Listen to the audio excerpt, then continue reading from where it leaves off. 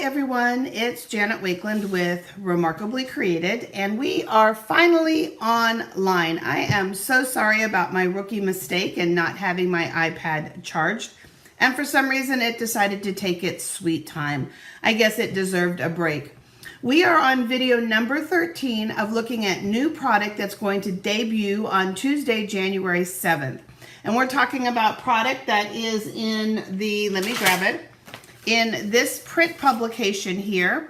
We are talking about exclusively designed Sale-a-bration products that you'll get with qualifying orders. We're talking about product that's being released directly to the internet in my online store to include scrapbooking products.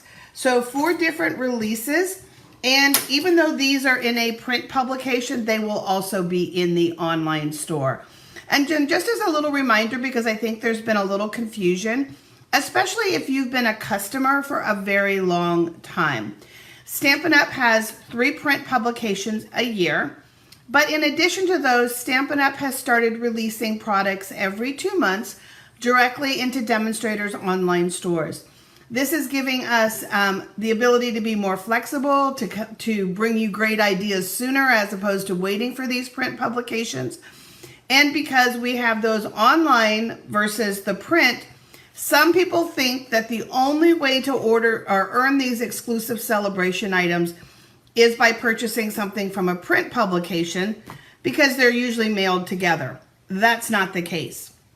When you go to janetwakeland.stampinup.net, you can order from the Last Chance section. You can order any of our kit collections. You can order individual Paper Pumpkin one-time purchases. You can order Sale-a-bration subscriptions, or Sale-a-bration Paper Pumpkin subscriptions to qualify for the free gifts. You can order anything that you can find with only one exception, and that's the exclusive host stamp that's been designed for a special join offer that we'll talk about later. But other than that, if you can find it in my online store, janetwakeland.stampinup.net, qualifying purchases will earn you Sale-a-bration items, okay? Lots and lots, hundreds and hundreds of things to satisfy that retail therapy itch. So in this video, we're going to take a look at 5 brand new packs of ephemera. Some people call these non-adhesive die cuts because they are just ready to pull out like a die cut, and there is no adhesive on the back. Some people just simply call them die cuts. They basically are pre-printed images. They're used a lot in people that do junk journaling, that do scrapbooking, that do bullet journaling, and we're seeing it more and more with card makers. You're going to see as I talk to you through the samples and everything, all of the different ways as a card maker. I don't have scrapbook pages, but anything that we do to a card, we could apply to any type of journaling or card making. But you're going to see a variety of ways that you can put these to use. So Stampin' Up! Does have 5 packs, and in each pack, you're going to get 2 sheets of each one. So here's the first pack, and you're going to get 2 sheets of each one of these, okay? So, or is it 3 sheets? It's 2 sheets. So here's the first set, and it's just different tags and things like that, and I'm going to give you some tips for hiding the holes on your tags. I'm only showing you the single pages. You've got this sweet lattice that happens to be white on the other side. You've got some great greetings here. Happy birthday, celebrate, happy day. And then this is actually 2 frames. Okay, so you're going to have the frames there to work with. Some sweet birthday and celebratory images, and they're colored just beautifully. So you have this one in the next pack. We have our timely celebrations of love, celebrate love. So you've got the watercolor hearts and flowers, love you, be mine, happy Valentine's Day, hugs and kisses. And then you've got these beautiful pieces here, and they're real lacy, and they're easily altered with color, and we're going to talk about some different ways to add color and alter the ephemera. So you have this pack. And again, remember, there's more sheets than what I'm showing you, but you don't need to see the doubles and the triples of any of them. You just need to see what's here. And here we have our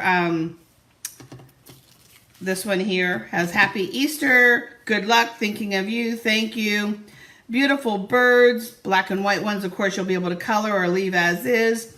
Butterflies, what may be hard to see here is you've got some branches, and then this is actually a wreath, okay? And then the other one that I don't have separated as nice for you, let's set this over here, is we have some greeting sheets, okay? So you're gonna have a greeting sheet, 2 different greeting sheets that are black on white. You can already see I've been using some of them. I got all the little pieces. And then you're gonna have a greeting sheet that is white on black. And lots of great greetings to the grad, happy St. Patrick's Day, sweet baby, different birthdays, best wishes, just a note, thankful for you, thinking of you, happy Father's Day, happy Mother's Day, and more, okay? So, and we'll talk at the very end about ideas for storage. So let's jump in first with ideas, okay? So for this card here, I didn't use anything but Stampin' Up! Cardstock, okay? All of the elements, the butterflies, the frame, the hello, and the lattice are right from the ephemera packs. So for those of you that are short on time and want to put a card together very quickly and still want that satisfaction of it being a handmade card, ephemera can definitely be your answer as a time saver. It's a beautiful look, it's still handcrafted, and all of our cards are going to be unique depending on how we mix and match the ephemera pieces. Added just a little bit of black twine, and of course Stampin' Up! Has great cardstock. The colors in the ephemera packs are designed to work with Stampin' Up! Colors. Cardstock, ribbon, markers, blends, you name it, all of those things. And then sometimes you just need a greeting that maybe you don't have in your collection. So in this case, you saw this when we did the Storybook Moments video, which was the very first video to kick off this series. And I just simply put the sweet baby on here. So just sometimes you just need a greeting. So having that greeting pack could definitely help you out in a pinch with just a greeting. For this one here, and we'll come back to this at the end, I went ahead and mixed and matched some of the pieces. And it might be a little hard to tell here, but this is altered, okay? In color, this has been colored as well. And then one of the ways to hide the hole on a tag is to either put a bow there, or in this case, we did both. Put a bow there and then layered a piece that went up and over that edge, okay? So that's another way. Here, I used some of the 4-leaf clovers and the Happy St. Patrick's Day. Some of the beautiful paper, which pack is this? I think this is the Serene Love that we showcased yesterday. And we've got a great St. Patrick's Day card, quick and easy. And I love that there's just a few 4-leaf clovers. St. Patrick's Day isn't necessarily a holiday that I send a lot of greeting cards for. So it might not be a holiday that I want to own a stamp set for. So having a small pack of ephemera that gets used up and doesn't sit on my shelf can be a great way to have some things on hand for holidays that I may not do a lot of paper crafting for, or I might only do one quick scrapbook page for.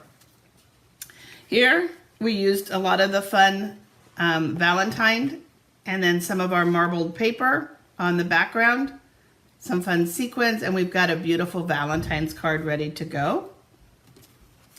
This one here, don't put that Christmas paper away yet, guys. This is that season of green and gold paper from the past holiday season, and the plaid's just beautiful. And what you might not see is I actually used the plaid folder on the plaid to give it some depth. I mimicked the art shape of the tag with the everyday arches, and then again hid the hole where the tag, ribbon would go through with some of the embellishments. And all of these embellishments are from the ephemera pack. This one here gives you an idea of one of the ways to alter. So this is one of the greetings, and it's white with black verbiage. In this case, because I rubbed copper enamel effects on the brick, I took and I just rubbed very lightly with a dauber some of that enamel effects onto the greeting, so the greeting has the same copper shimmer as the background, and then we pulled in the copper metallic sequins some of the butterflies on the branch, and then just use that everyday arch to create the look of a door. Sometimes the benefits of ephemera is it just gives you a simple piece that might be missing from your stamp collection. So in this case, a really tiny small wreath is what I was looking for. And in this case, for me anyway, visually, this wreath kind of gives the feel of the crown of thorns. And so I use that as a backdrop for the Faith Collection cross, some designer papers, and then there's one of the tags. Tags are obviously great for gift giving. We can't discount that, right? Putting them on packages and things. But they can also be a great element on a card front. So putting a little piece there. Here, keeping it just really, really simple. And as part of the Mix and Match collection, the ephemera collection, Stampin' Up! Does have a pack of note cards. Very, very dainty, pretty and pink note cards. And then these balmy blue note cards. And you'll get 5 of each in the pack. So kept it really simple. The heart from here does fit in this opening, okay? And this is actually 1, 2, 3 pieces. You can use the whole thing together, or you've got just the outer fancy edge, the inner thicker edge, and then the fancy heart in the middle. But again, we kept this one just nice, clean, and simple. Here, just to show you this image here, let me pull it out here for just a second. Let me grab it. This is what it starts out as. So one of the things with ephemera that you can easily do is you can go ahead and you can color it, okay? Another thing that you can do is you can cut them apart. Maybe I didn't want flowers. Maybe I want the word to be happy birthday. You don't have to use them exactly the way they are. They're a great jumping off point for creativity. So they're great if you're just starting out and you don't have a lot of stamp supplies and things like that. They're great if you go to craft retreats and sometimes you run out of steam crafting during the day with ideas and stuff. I find if I just spill a whole bunch of the ephemera pieces on the table, things start to jump out at me as possibilities, especially with any other scraps that I might have generated during the retreat. Same thing here in the studio. I run into some crafty blocks. These can definitely jumpstart my craftiness. So whether you're just beginning or whether you've been crafting for a long time, they can definitely scratch a crafty itch and help jumpstart that creativity. Here, while I had the plaid stamp out, we went ahead and did the background and then just mixed and matched a whole bunch of the ephemera. Another way to hide the holes where you would normally tie a ribbon through on a tag is with embellishments. Embellishments are great for hiding all kinds of things, aren't they? Those little ink smudges, little glue dot that you didn't want somewhere or whatever. But I just love this thank you card and pulled that one all together. And then one more for you. We stayed with the pink theme and some sequins on the banner. The banner was white and I used a blender pen to color it. And this time I used the pink side of the lattice. So let's take a look at a couple of ways to alter these that I kind of mentioned before already. And then we'll talk about some ideas for storing your ephemera. So as you can see here, maybe you can see the difference now. Let me take them off of this piece of paper side by side. So you can see that this one is a little bit lighter than that one. And then this also to show you that there are 3 different hearts, okay? And so whether I am, hold on, since I have red, let's pull this greeting and we'll do something with red later as well. Can pull that one and let's pull this one. Okay, so we've got some different ones to play with here. So I just have a regular ink pad. I'm just going to turn it upside down, and what I'm doing is I'm pressing on it and I'm compressing the lid, the foam pad to the lid.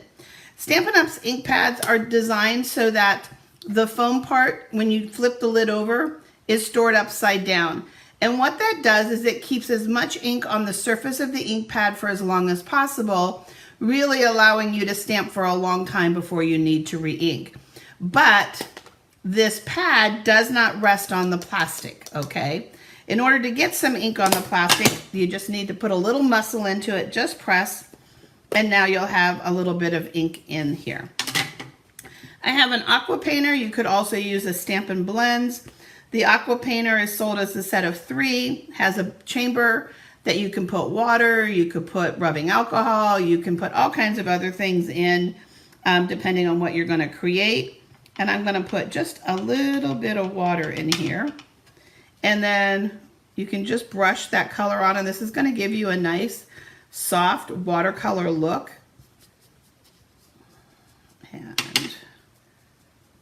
And it dries fairly quickly.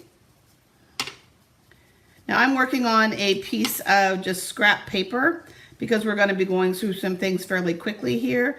But normally I would be working just directly on my glass mat and cleaning up as I go with my chamois. That's the benefit of the glass mat. But so you can easily paint colors on with it. Same thing here. I've got my Merry Christmas, and I don't want the background to be white, so I'm just going to use this to change that background. So you have a lot of flexibility, guys. One of the fun things about crafting is there basically are no rules, okay? There is this gentleman on TikTok, the Stale Cracker dude from here in Louisiana, who likes to say, you do it the way you like. And basically that's the rule of crafting. You do it the way you like that makes sense for you. Are there suggestions? Absolutely. Are there things that you can learn? But there's really no hard and fast rules. So that's an option for you. Pulling this in, you have your markers, and we're going to be talking about markers and marker techniques tomorrow for a very special reason. And our markers have a nice bullet point for doodling, for getting into the really fine nooks and crannies when coloring. And then it has a brush tip, which enables you to color directly onto your stamps, onto blocks, all kinds of fun stuff we'll talk about tomorrow. Because the X and O are fairly large, I feel comfortable coloring with that. And you don't want to press real hard. You're not killing a bug, you're coloring, okay? And you want to preserve your tips as long as possible. If you're mashing your coloring tools down, your blends, your pencils, your markers, you're going to ruin those tips pretty quickly. So you just want a soft, gentle touch. Just kind of glide right over the top of the paper. So you're going to be able to color with your markers, okay? Yet then another way, I already mentioned it, is you've got your Stampin' Blends, and you're just going to be able to pick, I don't want to do that one. Let's just do another heart because it's here. And again, I'm just going to be able to, blends are a little bit deeper than watercoloring. And you have a light and dark version. So in this case, I might do the heart solid with the light Poppy Parade, but then I might do one of the ones that layers inside with the dark one, and then it looks like I actually have two different colors. So you're going to be able to color with your blends. Another way yet that you have to color anything, just depending on the look you're going for, is you can also then use a spritzer, and you can just lightly, lightly spritz, and I got a little carried away because I'm trying not to overspray the other cards. But you get the idea. So you can add color by spritzing, hopefully a little more gentle, and from a little distance back with sprinkles and things like that. And of course, I already mentioned that you can cut them apart. You don't have to use them the full length, the full size. In this case, I could take and cut my XOXO. So this goes this direction. And of course, I'll trim it up just a little bit so I don't have the pointy edges. But again, I can cut them apart and then have two XOs, and they can lay a little bit differently than I wanted them to. Same thing with different flower pieces. If I didn't want this to be as long, I could come in, and I usually try to pull them apart. And in this case, now I have just flowers. And once I trim this piece up a little bit, I'll have just leaves. So lots of possibilities with the ephemera, guys. In addition to these 5 packs, 2 packs of the 12 by 12 cardstock also have ephemera pieces. The new ones coming are Wildflower Birthday and our Storybook Moments. So with these guys, I found these envelopes that I really, really like. They're in different sizes, and I'll put the link above for them. Have a little snap enclosure, and I usually keep the cardboard piece in it just to provide some sturdiness for the pieces that are in here. And then for the pieces that are all apart, that aren't all sheets, like the ones that I pop out of the like the Storybook Moments, as you can see here, the ones that come out of the 12 by 12 cardstock, I have a slightly smaller envelope, and you can see the different size here. Just a hair too small for a full sheet of these, which is why I went to the bigger one. And then I have a little glass bin that I keep them in. Another option for you, though, is stamp mount cases, or clear mount stamp cases. And this is the way that I used to store them until my CD case ran out of room, okay?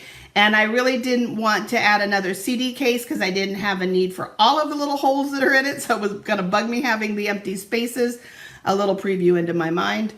And there were things on it that I didn't necessarily want to get rid of or get put away. So, but normally in the past, I've stored them in here, and they just lay really nice down inside here. And even this full sheet size does fit down in your clear mount stamp case.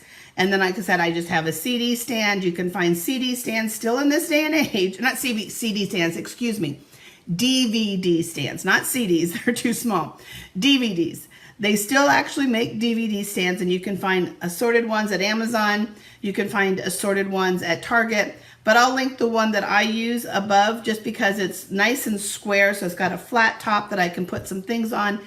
And it's clear, so it doesn't visually take up a lot of space in my studio. I like things that are white or clear because visually, again, it keeps my space open. Because we know that as demonstrators, we can start to close ourselves in real fast with all of our storage and things like that. So those are the 5 ephemera packs. One last thing about the ephemera packs. Let me wipe this and I'll pull the samples back in for you to look at while I talk to you.